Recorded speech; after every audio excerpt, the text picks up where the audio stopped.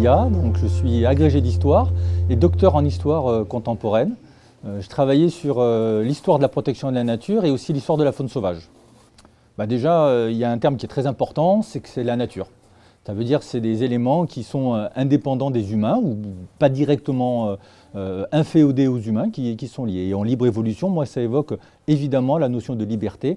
Et derrière, j'y mets deux concepts importants. L'altérité, ce sont des autres qu'on doit considérer en tant qu'être vivant. Et ça évoque la notion de spontanéité.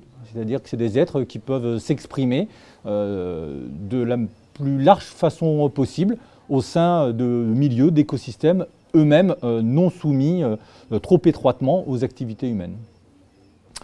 Eh bien, il se l'approprie, donc l'histoire contemporaine, se l'approprie assez peu, finalement, ce domaine-là, par, je dirais, héritage des méthodes et des sujets de recherche. Voilà, les disciplines se constituent progressivement et la discipline historique est assez peu encline à s'intéresser jusqu'à présent aux autres qu'humains.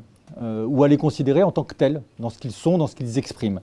Donc voilà, ce sujet de la libre évolution est un sujet un peu nouveau dans la discipline historique. Il monte avec la question d'histoire environnementale, mais bien souvent l'histoire environnementale saisit assez peu le côté vivant.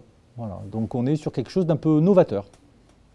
Eh bien moi, je le travaille à partir de mes recherches, notamment dans l'histoire de la protection de la nature, puisque j'examine la façon dont, au fil du temps, petit à petit, un certain nombre d'humains, et notamment de scientifiques, se sont saisis de ces enjeux de protection de la nature. Et ils se les sont saisis en examinant le fait qu'un certain nombre d'êtres vivants subissaient des pressions très importantes des humains qui venaient les contraindre, voire amener des dynamiques très destructrices.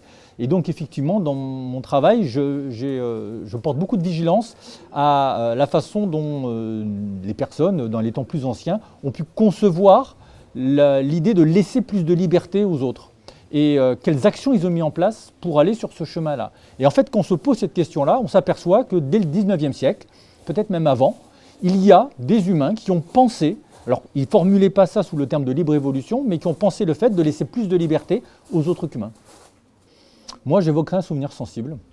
C'est le parfum du castoreum le long d'un cours d'eau. Le castoreum est une substance produite par le castor pour marquer son territoire, notamment.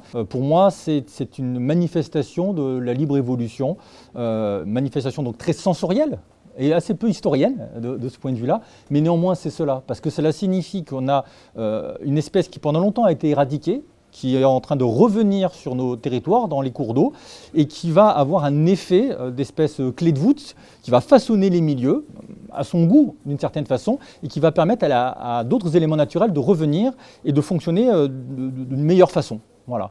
Et donc ce parfum du castoreum, pour moi, évoque effectivement ces dynamiques de renaturation, de libre évolution, de réensauvagement.